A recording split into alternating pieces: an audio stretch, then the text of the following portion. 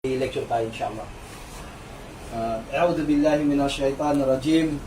Bismillah walhamdulillah wassalatu wassalamu ala asyrafil anbiya'i wal mursalin sayyidina wa habibina Muhammad wa ala alihi wa ashabihi ajma'in, amma ba'd.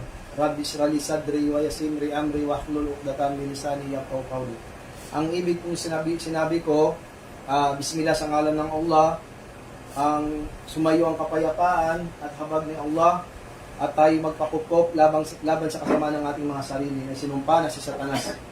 Ako'y sumasaksi na walang ibang Diyos na dapat sambahin maliban kay Allah, at ako'y sumasaksi ang huling propeta na si Muhammad ay alipin sugo ni Allah subhanahu wa ta'ala.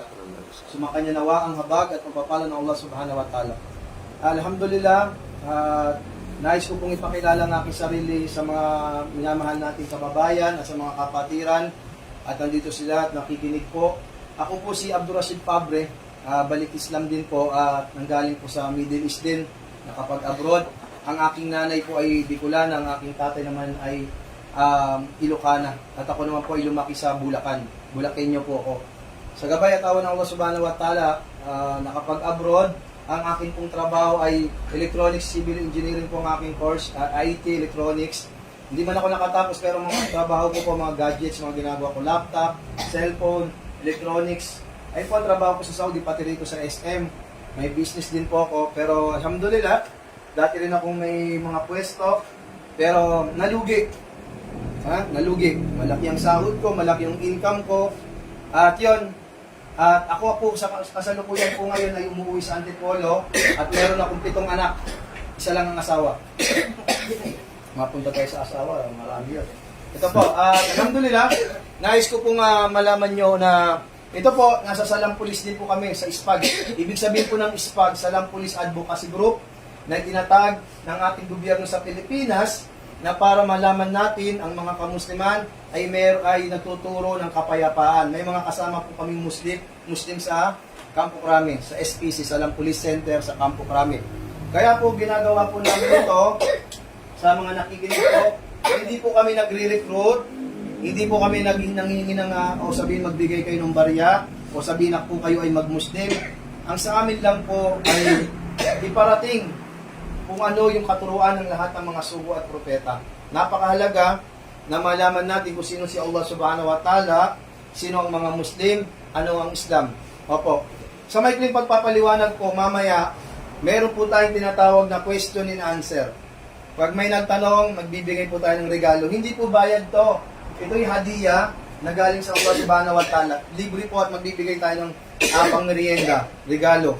Parang kagaya sa Saudi, nagbibigay po ng regalo. Ito po. Ngayon po, nais ko pong ipaalam sa inyo na dapat malaman natin yung history ng Pilipinas. Sa history po muna tayo. History ng Pilipinas po, 13 siglo pa lang po, ay may Arabong misyonaryo na lumapag sa Mindanao. Ang pangalan niya ay Sharif Makdum Rahimahullah. Ibig sabihin, may Arabong misyonaryo. 13 siglo pa lang po, may Arabong misyonaryo na lumapag sa Mindanao. Siguro sa inyong katandaan, may alam nyo rin po yung history ng Pilipinas. Sinakop po tayo ng mga Hapon, ng mga Amerikano, at mga Kastila. Di ba po? Nung dumating po ang mga Amerikano, dumating ang mga Kastila, dumating ang mga Hapon, ang mga yung tatlong mga dayuhan na yan, ang mga Muslim, ang mga Moro, mga taga Mindanao, ang nakipaglaban sa ating mga dayuhan. Sila po, nandyan po. Kaya makikita nyo po rito, ang Islam ay nakilala sa Pilipinas noong 13 siglo sa pamamagitan ng isang Arabong misyonaryo na si Sharif Makdum Rahimahullah na lumapag sa Sulu. Opo, tingnan nyo pa. Kung makikita nyo po rito sa larawang ito, sa Luzon po, may Muslim po na namuno dyan. Ayan po yung tinatawag si Raha Sulaiman sa Luzon. Yan po. Sa Visayas naman po, si Datu Lapu-Lapu sa Visayas. Taib. Ngayon po, nakikita natin si Datu Lapu-Lapu nasa suka. Sa isda. Di ba? Datu Puti. Nasa isda na lang, Lapu-Lapu. Pangatlo po, si Sultan Kudarat. Namuno po siya sa Mindanao. Di ba po? Alam niyo po ba, kabayan, ang bansang Maharlika po, napalitan lang po ito nung nabili lang to ni Haring King Philip II ng Spain. Yung hari ng Spain, nabili niya sa Amerika at Brunei ang bansang Maharlika at pinalitan sa pangalan ng Haring King Philip ng Spain Kaya ang Maharlika, tinawag po ang bansang Maharlika sa pangalan ng Hari King Philip II, kaya tinawag po ang bansa natin na Philippines dahil kay Haring King Philip. Malinaw po ba? So, ang katuruan po pala dito sa Pilipinas, nung unang panahon, ang tinuturo po rito ay yung abakada, ngayon dapat po yung alif, bata, yung ay huruful ijaiya. Ibig sabihin ng huruful ijaiya, yung salitang Arabic, yung tajwid, yung mga turo ng mga Arabo ay Arabic, pinalitan lang ng mga Kastila, abakada. Galing po yan sa salitang Arabic. Ibig sabihin, huruful ijaiya, luga Arabiya, akiraat, kitaba, ibig sabihin yung mga salita niyan, abakada, ay sa Arabic po yan, sa Arabo. Malinaw po ba? Ibig sabihin, kung babalikan pala natin ang history, sa may pagpapaliwanag, tayo pala ay may dugong Moro. Kaya nga sa kinanta ni Yoyoy Villami, di ba? On March 16, 1521, Philippines was discovered by Ferdinand Magellan. Sa madaling sabi, kababayan, ang bansang Maharlika po pala, dumating lang yung huling Kastila ng March 16, 1521. Ang dala po ng mga Kastila ay mga krus at mga rebulto. Ang dala ni Ferdinand Magellan. Doon pa lang po napalitan ang katuruan ng mga sugo at propeta na pinalitan nila ang paniniwala ng mga Muslim na naunang Islam dito sa Pilipinas. Dala ni Ferdinand Magellan. Ito po hindi po pa, kung ako man ay nakapagsalita, hindi po ito pakikipagdebate o pakikipagtalo o pakikituluksa sa inyo at sabihin na kami ay sinisiraan namin ang inyong paniniwala. Bagos po, sinasabi lang po namin na para magkaroon tayo ng tamang kaalaman kung ano yung Islam, sino ang mga Muslim. Ibig sabihin po na itay sa mga kababayan natin na nandirito, nakikinig, sino po nakakaalam ng Islam? Ito po, ayan. Ayan. Ano ang Islam? Islam. Yan, Allahu Akbar. Alhamdulillah. Ang ibig sabihin po ng Islam, ito po yung wikang Arabic na ugat. Ang salitang Islam po ay Arabikong salita. Pag binaligtad po yan, salam, kapayapaan, pagsunod, pagsuko, pagtalima, pagpapasakop sa batas ng Diyos. Ayun ang Islam. Ang ibig sabihin ng Islam, ito'y hindi pagkain, hindi bagay, hindi lugar, hindi tribo, hindi taga-Saudi, hindi taga-Mindanao, hindi mahambang balbas, hindi yung naka-abaya, hindi naka-hijab, hindi yung mga taga-Saudi, hindi yung Maranao, Tausog, Iranon, Yakan, tribo. Hindi po Islam yan. Ang salitang Islam po, ito'y Arabikong salita. Na ang ibig sabihin ay root ay salam, na pinakamalapit na kahulugan ay kapayapaan. Ang Islam po ay galing sa tagapaglikha. Hindi po siya pinaregister sa SEC, Security and Exchange Commission, hindi po itinatag ng mga tao. Hindi ginawa ng tao, hindi pinarehistro. Bagkos, dapat maunawaan po ng mga kababayan natin, ang Islam po, ito'y galing sa tagapaglikha. Sino yung tagapaglikha? Sabi ng Allah subhanahu wa ta'ala sa banal na Quran, Bada'udu billahi minasyaitanir rajim, Bismillahirrahmanirrahim. Sa ngalan ng Allah, ang mahabagin ang maunawain. Sinabi sa banal na Quran ng tagapaglikha na si Allah, Al-yawma akmaltu lakum dinakum wa atmamtu alaykum ni'mati wa raditu lakum islamatina. Sa araw na ito ay aking pinumpleto at ganap ang din na ito. Ito ang reliyong Islam.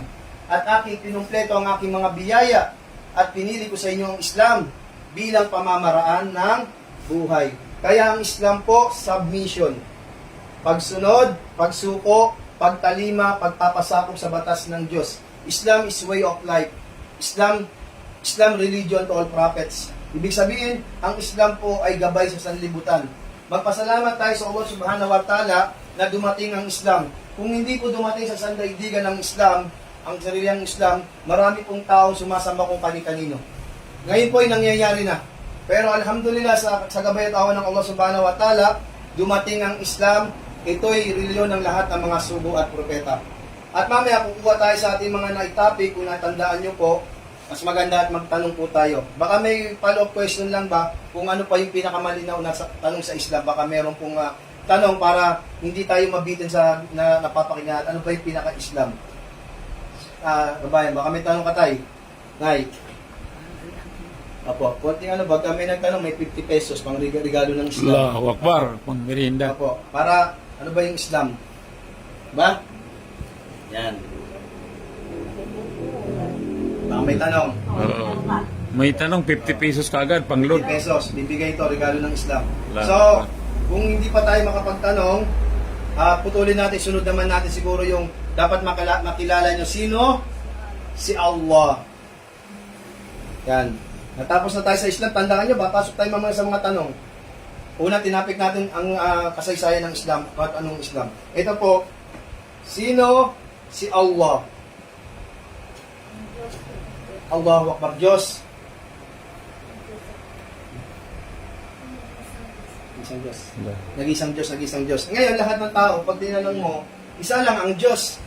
Di ba po? Ngayon po, kapag tinanong mo naman yung isa, merong maguguluhan tayo sa iba-ibang reliyon po. Pero sa Islam, pinaliwanag po.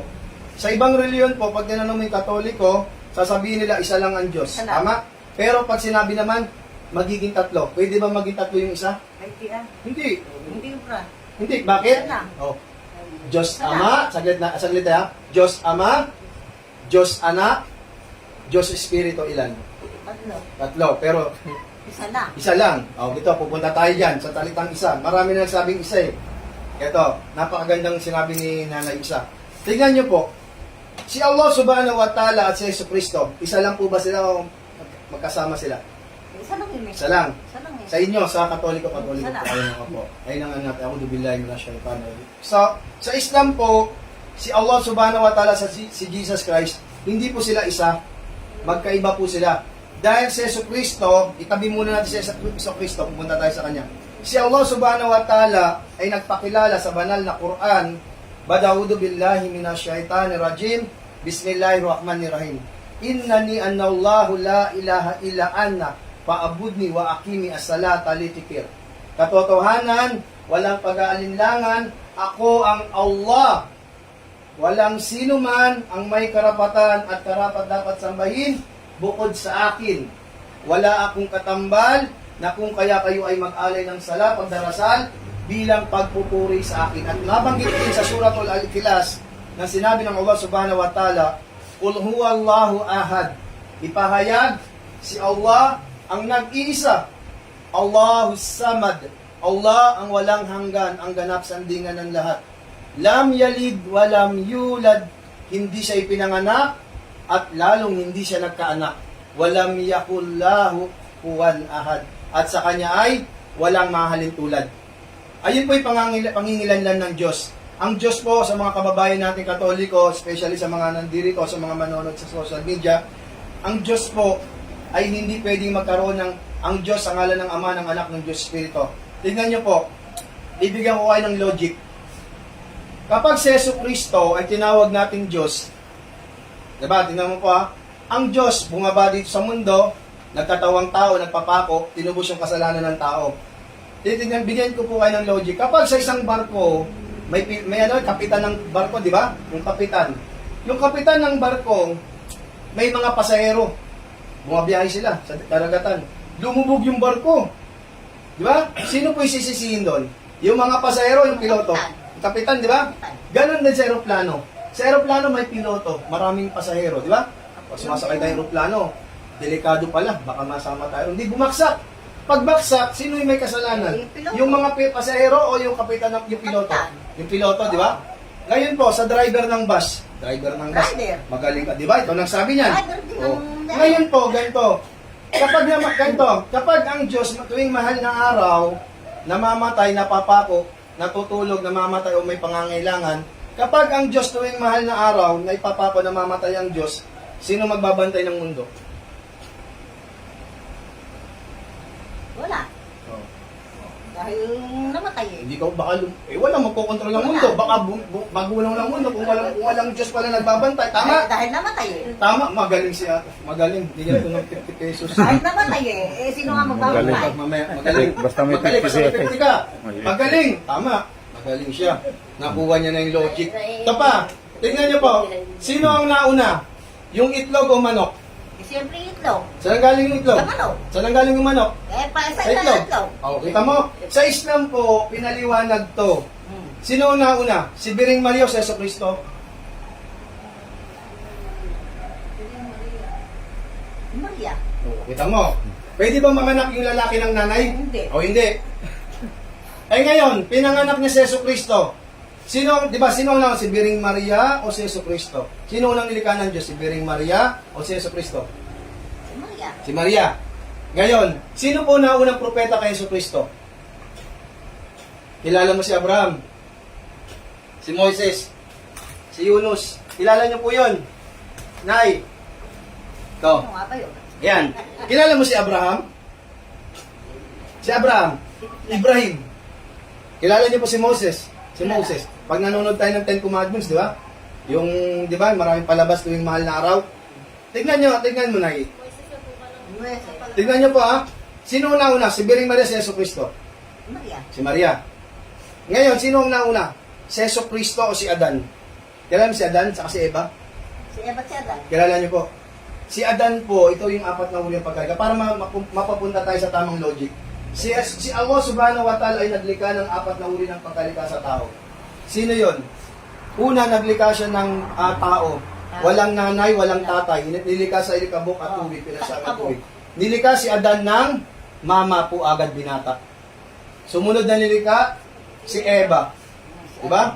Hinugod sa tadyang. Pangatlo, nilikha na yung mga anak ni Adan at ni Eva. Lumabas na tayo, salin light, sumunod na sila.